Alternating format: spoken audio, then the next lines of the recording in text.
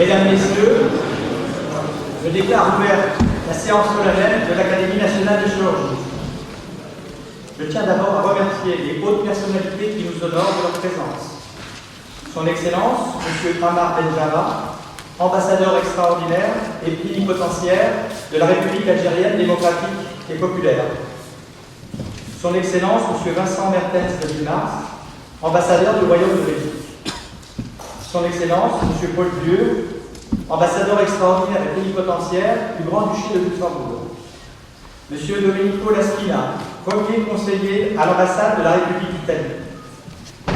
Ru Zitao, attaché scientifique à l'ambassade de la République populaire de Chine.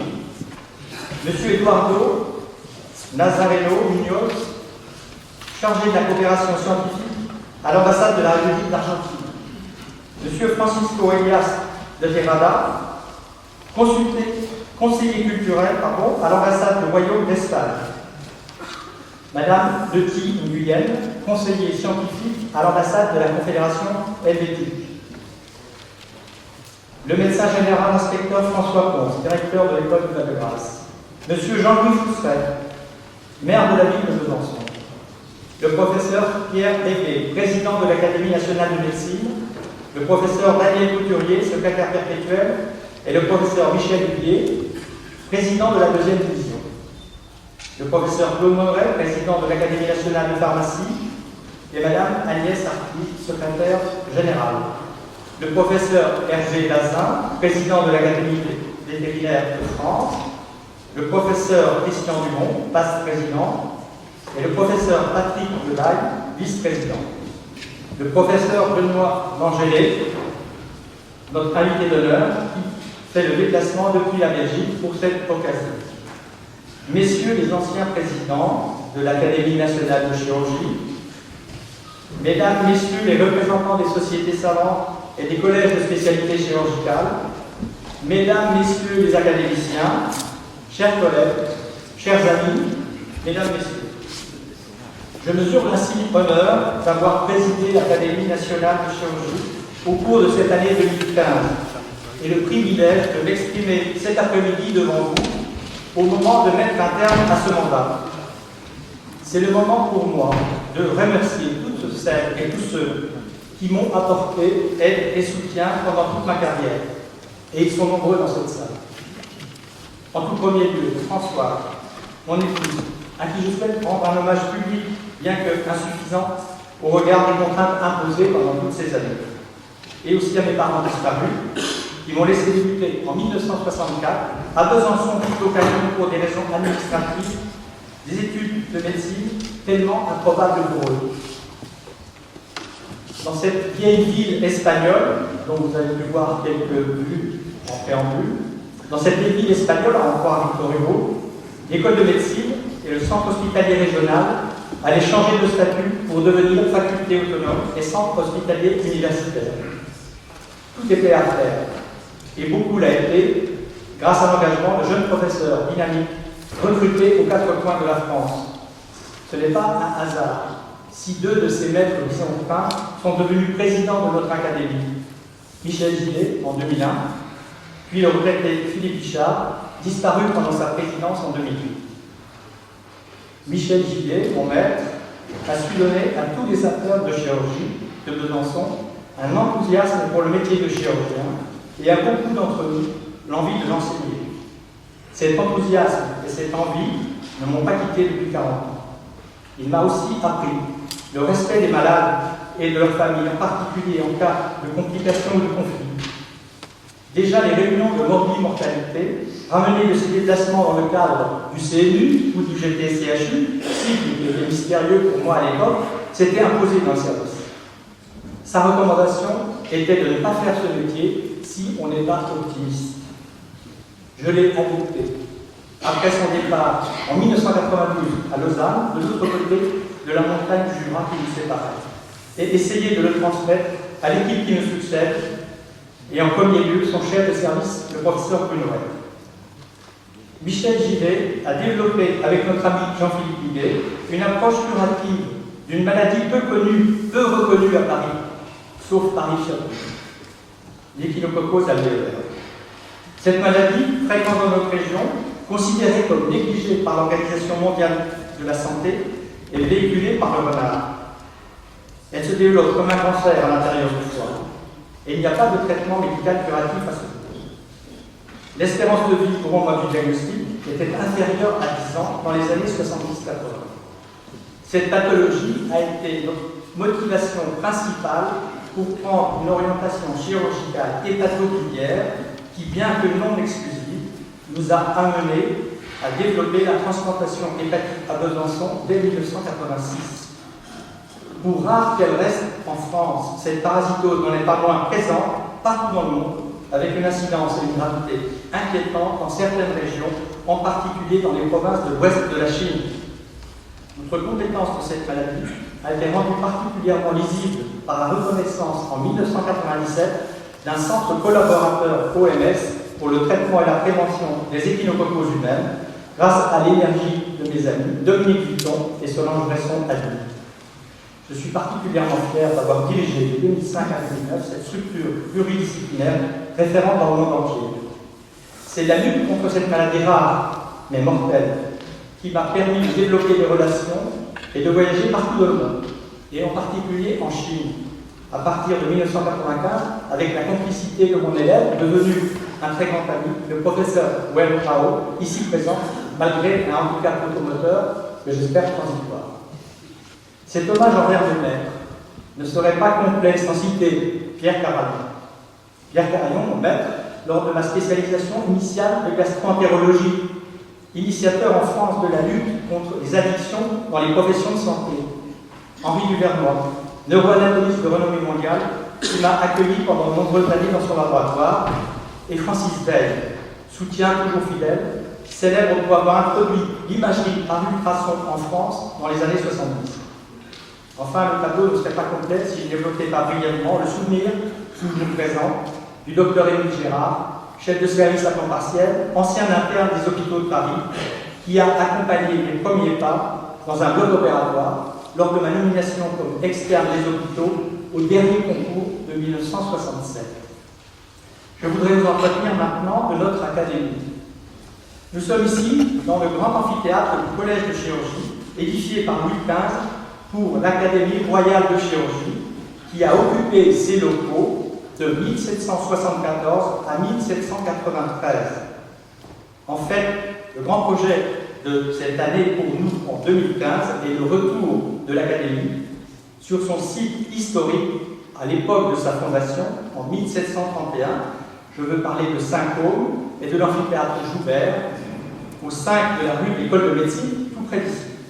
Il existe un vrai consensus pour ce projet qui a beaucoup de sens et de légitimité historique, mais aussi la garantie d'une forte visibilité de la chirurgie française, surtout en y associant les conseils nationaux professionnels des 12 spécialités chirurgicales. Beaucoup d'énergie et de démarches seront nécessaires. L'objectif est ambitieux, mais les volontés sont fortes. Derrière François Richard, chargé de cette mission pour la faire aboutir. L'année 2015 a été marquée par plusieurs innovations. En premier lieu, la modification de nos statuts permettant à des spécialistes non chirurgiens, au sens de la qualification ordinale, d'être élus membres associés. La base de la réflexion a été le développement des interventions mini-invasives par ses collègues radiologues, gastro-entérologues ou cardiologues. Ils avaient jusqu'à maintenant le statut quelque peu frustrant pour eux de membres libres et ils participaient à la section dite interventionnelle de notre académie. Régulièrement, lors de nos séances, ils ont présenté des prouesses thérapeutiques inimaginables par des abords mini-invasifs, inimaginables il y a encore 10 ans. Ils pourront désormais, grâce à ce nouveau statut, intégrer les instances décisionnelles de l'académie. De plus, l'étymologie grecque du mot chirurgie, chirurgia, il ramène à la notion de travail avec les mains, et à partir d'Hippocrate à la thérapeutique médicale comportant une intervention manuelle, s'applique tout à fait à ces spécialistes. Pour toutes ces raisons, cette modification statutaire me paraît légitime, et je tiens à remercier le Conseil d'administration et l'Assemblée générale de l'avoir soutenue autant qu'elle a été initiée par Gérard Morvan. Il nous appartient d'accompagner cette évolution prometteuse pour qu'elle soit une source de progrès pour chaque discipline, dans le respect, bien sûr, des objectifs historiques de l'Académie. Toujours dans un esprit d'ouverture vis-à-vis des jeunes chirurgiens, cette fois, la formation initiale transversale a été mise en place en 2015 en partenariat avec le Conseil national des jeunes chirurgiens. La première séance, co-organisée par Xavier Martin, a eu lieu les 9 et 10 octobre 2015 sur les modalités d'exercice de la chirurgie, avec 30 participants. Puis, la masterclass du 15 décembre sur les prélèvements d'organes en vue de transplantation, organisée avec l'école française de prélèvement, Benoît Barou, Emmanuel Polanski, avec 70 participants. Je remercie tous les experts qui ont accepté de s'engager avec l'Académie nationale de chirurgie pour ces formations innovantes. Le succès de leur intervention laisse augurer d'un bon avenir pour la poursuite de ces formations. Je souhaite, dans le temps qui me reste, vous parler de l'avenir de la chirurgie. Cette réflexion est dans tous les esprits. Elle est dans tous les esprits du fait des réorganisations structurelles, des lois de santé qui se succèdent, des réformes des études de médecine qui tardent à se mettre en place, ou des bouleversements technologiques que j'ai déjà évoqués. À côté des analyses extrêmes développées dans des livres récents par des collègues académiciens, Guy Valencien d'une part, avec La médecine sans médecin, quel avenir pour la chirurgie point d'interrogation, ou Bernard Pont, Chirurgie de pointe, chronique d'une mort annoncée. Je suis sûr qu'il y a la place pour un accompagnement éclairé qui ne sera pas palliatif. Si la chirurgie ne doit plus être considérée comme un art, elle reste toujours un exercice difficile, et pas simplement du fait des progrès techniques permis par la surspécialisation, mais surtout parce qu'elle soigne des hommes. Comme nous l'a rappelé le président Mirage Braunschweig en 2011, nous devons garder à l'esprit que la chirurgie reste dérogatoire au code civil, qui interdit de violer le principe intangible de l'intégrité du corps humain. Peter Fock nous a par ailleurs rappelé dans son discours inaugural au Congrès allemand de Munich en avril dernier que résumer la chirurgie à des actes techniques, c'est réduire le chirurgien à un rôle de technicien. Et comme vous le savez tous, les exigences de notre métier vont bien au-delà de la technique. Pour les mêmes raisons, on peut s'interroger à propos des réserves récentes formulées par certains collègues sur leur capacité à prendre en charge les urgences de leur discipline du fait de leur hyperspécialisation. Ceci peut paraître acceptable dans certaines surspécialités, comme la chirurgie de la main, parfaitement organisée pour prendre à l'heure actuelle en charge les cas réglés, mais aussi les cas urgents. Nous pensons que le métier de chirurgien, dans l'acceptation actuelle de son terme, ne peut pas s'affranchir de la confrontation aux situations urgentes.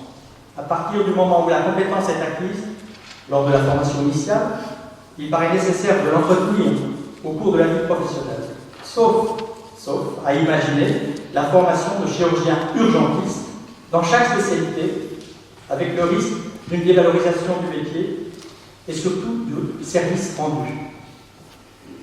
L'Académie, qui a survécu à tellement de bouleversements depuis sa création en 1731, continuera à s'engager dans son rôle de magistère moral de notre profession. Imaginer le futur est de l'ordre du rêve.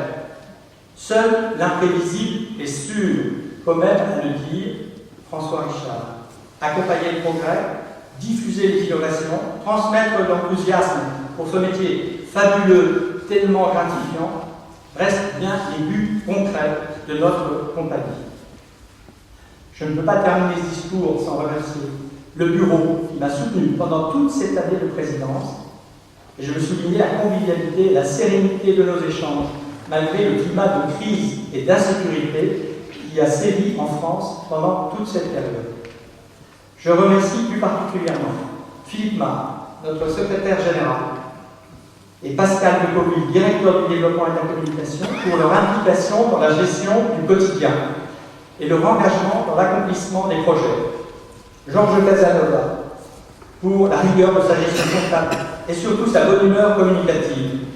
Nos deux secrétaires annuels, Gérard Morvan, Philippe Topa, que vous allez écouter dans un instant, Bernard Andréassian et Fatia Norabi pour le développement de notre revue en ligne, et enfin Pascal Bourret technicien vidéo, qui assure en ce moment même, avec Raja Fares, la retransmission de cette séance, accessible par vous tous dans quelques heures sur le site de l'Académie nationale de chirurgie, sans que vous ayez besoin de mot de passe ni de code. Bien sûr, je n'oublie pas Henri Judet, héritier d'une illustre lignée orthopédique, qui va me succéder dans les jours et à qui je souhaite très bonne chance pour son année de présidence avec notre vice-président Dominique Franco.